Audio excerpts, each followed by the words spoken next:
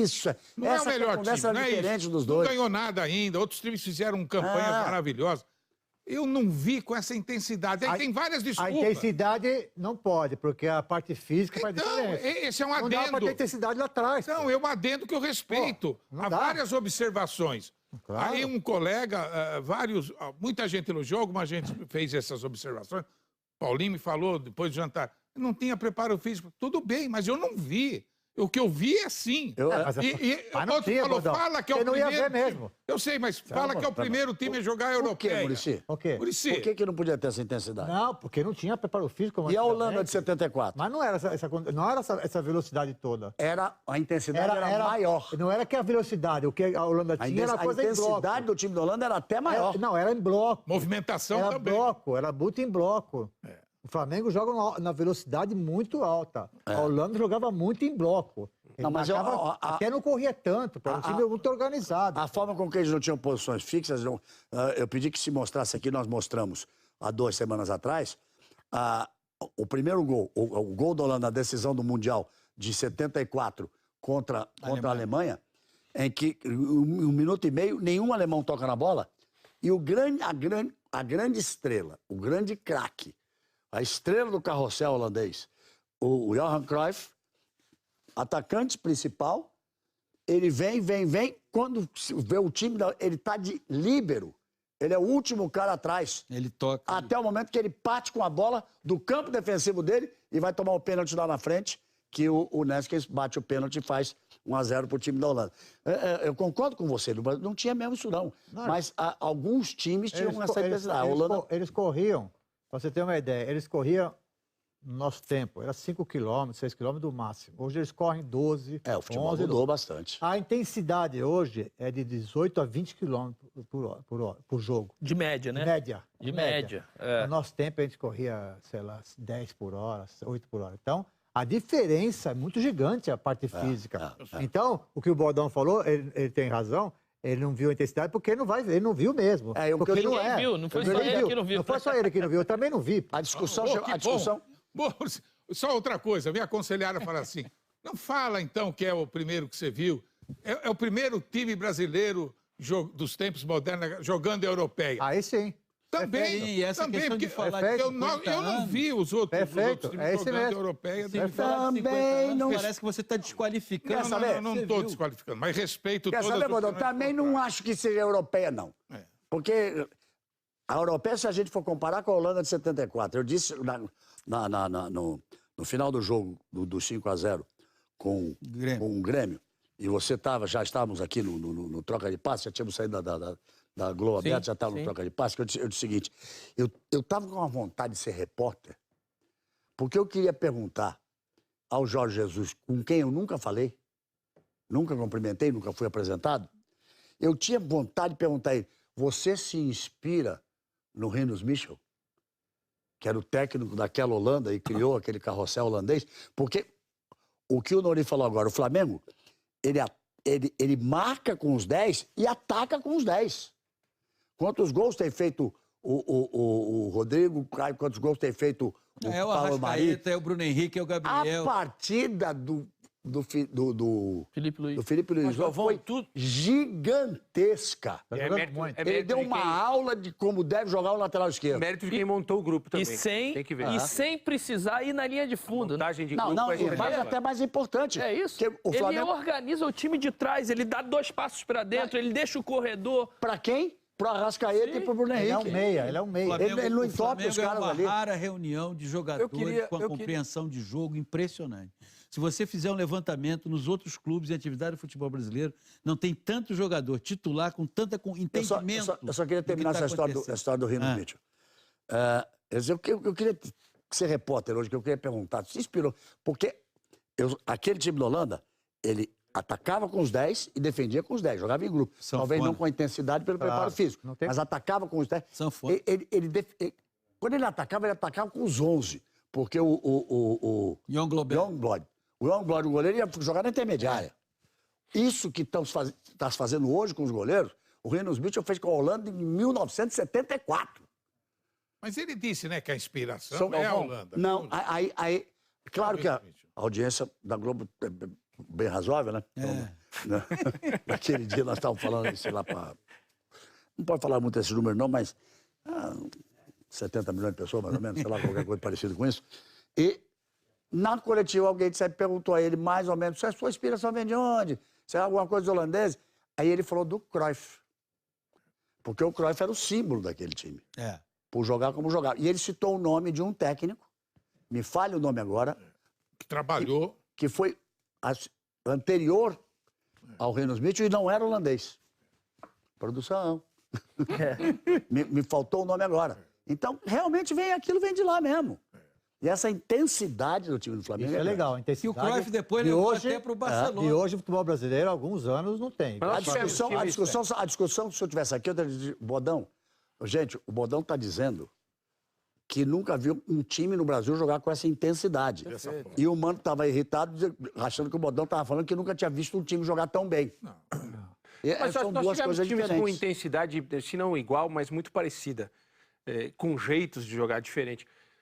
O Roger foi muito feliz quando ele fala do Marcelo Oliveira, né? O Cruzeiro de 2013. O Cruzeiro de 2013 jogava de uma forma impressionante. Impressionante. Você pega os números.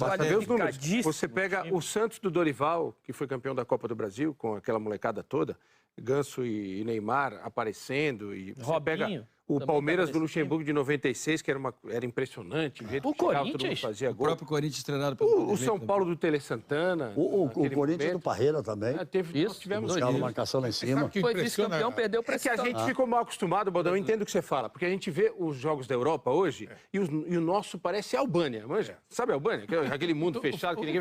O Flamengo tá... Devolveu a cidadania para o futebol brasileiro. Houve uma época que era assim, houve uma época que era.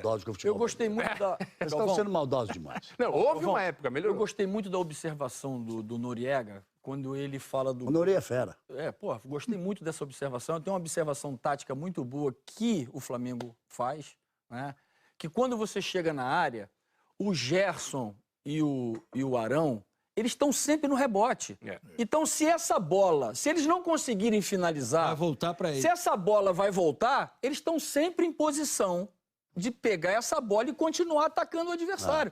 Ela não volta a 70 metros. Superioridade numérica, né? Nem foi tão bem ontem, sempre superioridade numérica. O Arão também fez um partidaço. Quem? Porque o Gerson nem foi tão bem ontem, tanto que foi substituído. Ele está cansando. Ele está cansando.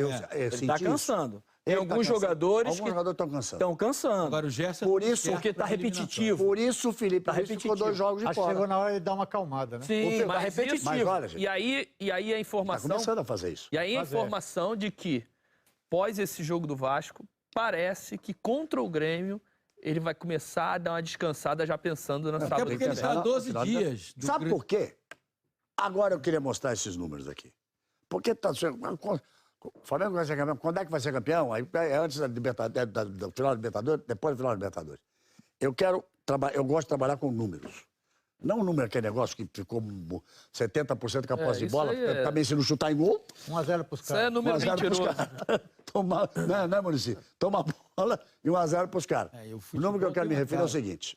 Vamos colocar aqui. A matemática do título. Não é quando será campeão, porque eu acho que isso até é um desrespeito aos que estão lutando tanto para permanecerem vivos na história. Então, o Flamengo tem 77 pontos. O Palmeiras tem 67 pontos e o Santos tem 64 pontos. Restam 6 jogos. 18 pontos. São 18 pontos. O Santos só pode chegar aos 82 pontos. O Palmeiras só pode chegar aos 85 pontos. Então, é isso que eu quero dizer. Se o Flamengo ganhar 2 dos 6 jogos que faltam, ele vai a 83, o Santos já está fora, e o Palmeiras será obrigado a ganhar os 6 jogos que faltam. Essa é a grande diferença que eu não tinha visto ser mostrada assim. A pergunta era, quando vai ser campeão? Vai ser em 2 jogos? Não.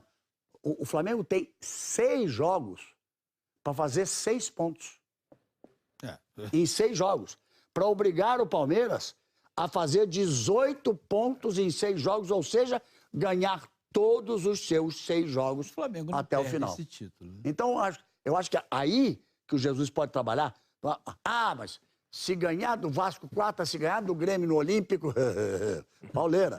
E o Palmeiras tropeçar contra o Bahia, é campeão nacional. Pode até acontecer, mas não imagino que o Mister esteja pensando assim. Você já tinha pensado nesse número, Muricy, dessa forma? Não. Eu passei a noite pensando nisso. Para colocar isso. É verdade. É porque o Palmeiras tem. O Flamengo tem muito mais vitórias do que o Palmeiras. O Flamengo precisa de 6 pontos.